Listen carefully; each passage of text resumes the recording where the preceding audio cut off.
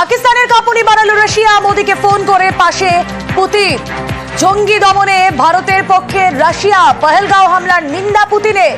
জঙ্গিদের মদতদাতাদেরও কড়া বার্তা, সম্পর্ক আরো মজবুতের বার্তা পুতিনের। পাকিস্তানের আকাশ বয়কট, পাক এয়ার স্পেস বয়কট এয়ার ফ্রান্সের। পাকিস্তানের আকাশ ব্যবহার করবে না জার্মান সংস্থাও। ভারত পাক পরিস্থিতির কথা চিন্তা করে তাদের এই সিদ্ধান্ত, বলাই যায় আন্তর্জাতিক ক্ষেত্রেও কোণঠাসা পাকিস্তান।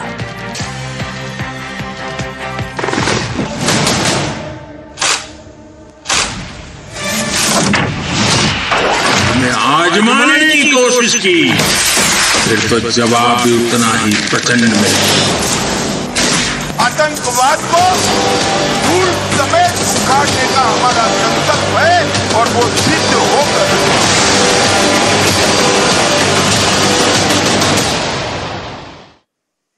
মুর্শিদাবাদে অশান্তি। মুর্শিদাবাদ সফরে মুখ্যমন্ত্রী মমতা বন্দ্যোপাধ্যায়, আর বহরমপুরে গিয়ে তার চড়া সুর। তিনি দাবি করলেন বহিরাগতরাই পরিকল্পনা করে অশান্তি করেছে, নিশানা করলেন বিজেপিকেও।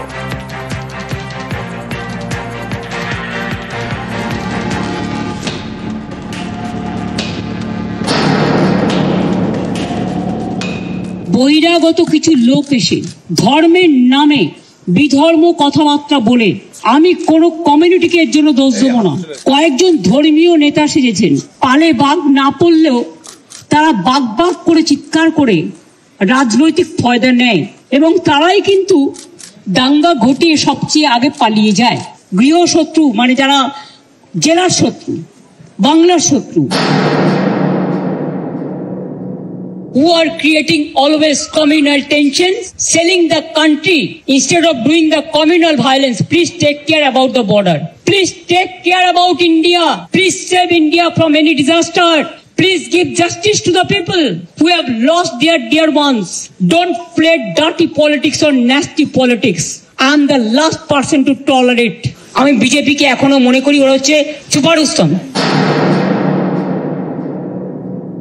I have seen 10-12 Prime Minister. I worked with them. I'm not talking about Prime Minister, but who is now acting Prime Minister. Take care for border. When you are in the chair, you cannot divide the people. ওয়াকফ আইনে প্রতিবাদের নামে তাণ্ডব, লুট। গত মাসে এ নিয়ে উত্তেজনা ছড়ায় মুর্শিদাবাদের সুতি, শামশেরগঞ্জে। এখনো অনেক জায়গায় সেই তাণ্ডবের ক্ষত স্পষ্ট। সুতিতে যাব, ওখানে বিডিও অফিসে যারা আমার সাথে দেখা করতে চান, ক্ষতিগ্রস্ত হয়েছে বা কিছু, তারা আমার সাথে কথা বলতে পারেন। সেটা পুলিশ অ্যারেঞ্জমেন্ট করে নিচ্ছে, অ্যাডমিনিস্ট্রেশন। তেহট্টে যে আর্মি মারা গেছেন তার পরিবারকেও ডেকেছি, সুতিতে আসবে। বাড়িতেও যেতাম, কিন্তু যেহেতু বিজেপি ওদের দুজনকে সরিয়ে নিয়ে গেছেন, আমি নয় দুটো পরিবারের সাথে দেখা করে 10 লক্ষ টাকা করে আমাদের কমিটমেন্ট ছিল, হাতে তুলে দিয়ে আসতাম। সাম্প্রদায়িক দাঙ্গা যারা করে তাদের আমরা ক্রিমিনাল বলি, তাদের আমরা কোনো ধর্ম, বর্ণ, জাতি হিসেবে বিচার করি না। মুর্শিদাবাদের অশান্তিতে দুজনকে খুন করা হয়। তারা শামশেরগঞ্জের জাফরাবাদের বাসিন্দা হরগোবিন্দ দাস এবং তার ছেলে চন্দন দাস। শনিবার থেকে এই নিহতদের পরিবার সল্টলেকে এ নিয়ে শামশেরগঞ্জ থানায় অপহরণের অভিযোগও দায়ের হয়েছে। রবিবার সল্টলেকে তাদের জিজ্ঞাসাবাদ করে পুলিশ। শামশেরগঞ্জের নিহতদের পরিবারের সঙ্গে বিজেপি নেতাদের দেখা গেছে। আমি নয় দুটো পরিবারের সাথে দেখা করে 10 লক্ষ টাকা করে আমাদের কমিটমেন্ট ছিল, হাতে তুলে দিয়ে আসতাম। তো আপনারা লুকিয়ে নিয়ে গেলেন কেন? এটা কিডন্যাপিং করে নিয়ে যাওয়া নয়, কাউকে নিয়ে যাওয়া। আমি এসেছিলাম ওদের সাথে দেখা করতে, কিন্তু আমার কোনো দোষ নেই। তাদের লুকিয়ে নিয়ে যাওয়া হয়েছে কেন? তার মানে ডাল মে কি কুছ কালা হ্যায়। বাট যারা দাঙ্গা করেছেন তারা বুঝে রাখুন, আপনারা করছেন দাঙ্গা আর গালাগালি খাচ্ছি আমি। কেন? আমি কি আপনাদের কাউকে বলেছি কেউ কারো বিরুদ্ধে দাঙ্গা করুন? আর বিএসএফ বা কেন গুলি চালিয়েছিল? বিএসএফ যদি গুলি না চালাতো পরের দিনের ঘটনা ঘটতো না, এটা আমার দৃঢ় বিশ্বাস। এই ঘটনা ঘটানো হয়েছে, এসব কিন্তু বাংলা সহ্য করবেন না। আমি কারো বিরুদ্ধে নই, কিন্তু আমি দাঙ্গার বিরুদ্ধে, আমি চক্রান্তের বিরুদ্ধে। ঘটনা ঘটার পরের দিনই মানবাধিকার কমিশন চলে এলো। কই মণিপুরে তো যায়নি, 2 বছর ধরে গন্ডগোল হয়েছে।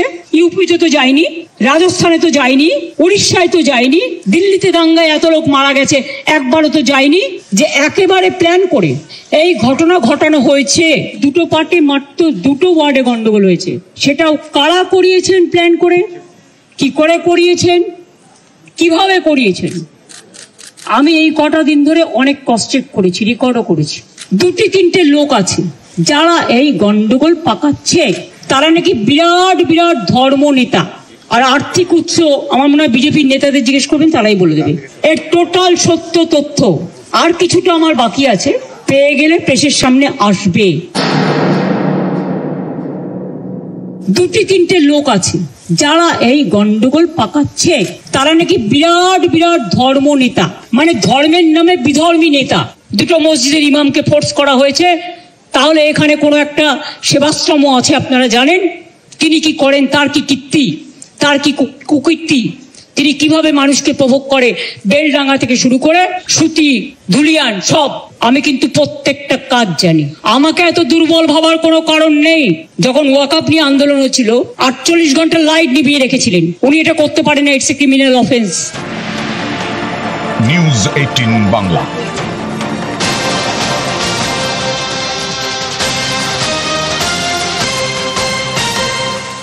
জাফরাবাদে বাবা ছেলে খুনে সিবিআই তদন্ত চেয়ে হাইকোর্টে মামলা। জাফরাবাদের নিহতদের পরিবারের নিরাপত্তার জন্য কেন্দ্রীয় বাহিনীর আবেদন। শামশেরগঞ্জ থানার পুলিশের ভূমিকা খতিয়ে দেখার আর্জি। হাইকোর্টে এসেছি, আমরা বিচার চাই, আমরা সিবিআই তদন্ত চাই, আমরা বিএসএ ক্যাম্প চাই। বলছে যখন পুলিশ সব চেঞ্জ করা হয়েছে এখন না, আমরা বিএসএ ক্যাম্প চাই। ওই বাড়িতে সব ভাঙচুর করে ফেলে দিলে আমরাকে দেখে, হ্যাঁ উঠছে কে, ও বলছে কি এখানে কিডন্যাপ করে নিয়ে এসেছে। না, আমরাকে কিডন্যাপ করে আসেনি, আমরা নিজের ইচ্ছায় এসেছি। নিয়ে যেতে এসেছিল, না হলে ও ভাঙচুর করে ফেলবে কেন, জোর করে মনে হয় নিয়ে এই তুলে। এখন তো ভয় এদের কাছে আছে, এখন তো ভয় নেই। তদন্ত করলে কি সত্যিটা বেরোবে না? কই তদন্ত করছে, তদন্ত তো করে না। অক্ষয় তৃতীয়ায় দীঘায় জগন্নাথ মন্দিরের উদ্বোধন, আর এই মন্দির নিয়ে ওড়িশার বিজেপি সরকার নানা প্রশ্ন তুলেছে। সেসবের এদিন জবাব দিলেন মুখ্যমন্ত্রী মমতা বন্দ্যোপাধ্যায়। মমতা ব্যানার্জি মাকারি বাড়ি স্কাই ওয়াক করলে তখন কোয়েশ্চেন হয় না? মমতা ব্যানার্জি দক্ষিণেশ্বর মন্দিরে স্কাই ওয়াক করলে তখন কোয়েশ্চেন হয় না? মমতা ব্যানার্জি দুর্গাপুজো করলে তখন কোয়েশ্চেন হয় না? মমতা ব্যানার্জি কালী পুজো করলে তখন কোয়েশ্চেন হয় না? জগন্নাথ ধামটা খুব গায়ে লেগেছে না? বলা হচ্ছে আমি নাকি নিম গাছও চুরি করেছি। আরে আমার বাড়িতেই তো 4টে নিম গাছ আছে। বাঙালির প্রিয় দীপুদা, দীঘা, পুরী, দার্জিলিং।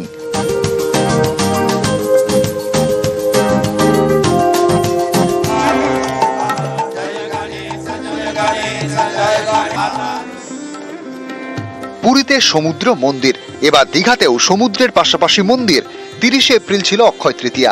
সেদিন দীঘা জগন্নাথ মন্দিরে দ্বারোদ্ঘাটন করেন মুখ্যমন্ত্রী। এই মন্দির নিয়ে ওড়িশার বিজেপি সরকারের একাধিক অভিযোগ। তাদের দাবি,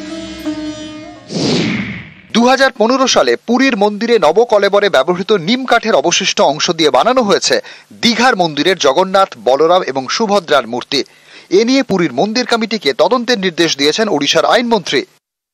On behalf of the state government, we have written a letter to temple administration to look into the matter seriously and institute an inquiry so that the truth must come out in the process. So keeping that in view, the temple administration has started its inquiry. Jagannath ধামটা খুব গায়ে লেগেছে না? বলা হচ্ছে আমি নাকি নিম গাছও চুরি করেছি। আরে আমার বাড়িতেই তো 4টে নিম গাছ আছে। আমাদের মূর্তি তো মার্বেলে ছিল, ওটা নিয়ে এসছেন দৈত্যপতি, তাকে কাল ডাকা হয়েছিল আমি শুনেছি। তিনি স্টেট বলে দিয়েছেন না, তোমরা যেটা বলছো সেটা নয়, এটা আমি আমার নিজে অন্য জায়গা থেকে করেছি। আমরা তো সবাই পুরীতে যাই, আমি তো পুরীতে গেলে আরএসএস বিক্ষোভ দেখায়, বিজেপি বিক্ষোভ দেখায়। আর জগন্নাথ ধাম নিয়ে এত হিংসা? যখন আপনাদের আলুর টান পড়ে বাংলা যোগায়, যখন আপনাদের সাইক্লোনে ইলেকট্রিসিটি সব ভেঙে যায়, আপনারা আমাদের ইঞ্জিনিয়ার চান। তো আমরা যদি একটা জগন্নাথ ধাম করি, আপনাদের আপত্তির কি আছে? আমি উড়িষ্যাকে ভালোবাসি। আমার কাছে খবর এসছে উড়িষ্যায় বাংলায় কথা বললেই তাকে মারা হচ্ছে। মহারাষ্ট্রেও হয়েছে, উত্তরপ্রদেশেও হয়েছে। বিহারেও হয়েছে। আপনারা আমাদের পরিযায়ী শ্রমিকদের উপর বাংলায় কথা বলছি বলে অত্যাচার করছেন, আমরা কিন্তু করব না। আমি তাই উড়িষ্যা গভর্নমেন্টকে, বিহার গভর্নমেন্টকে, রাজস্থান গভর্নমেন্টকে এবং আমার চিফ সেক্রেটারি আজকে চিঠি পাঠাচ্ছেন হোম সেক্রেটারিকেও। নিউজ 18 বাংলা।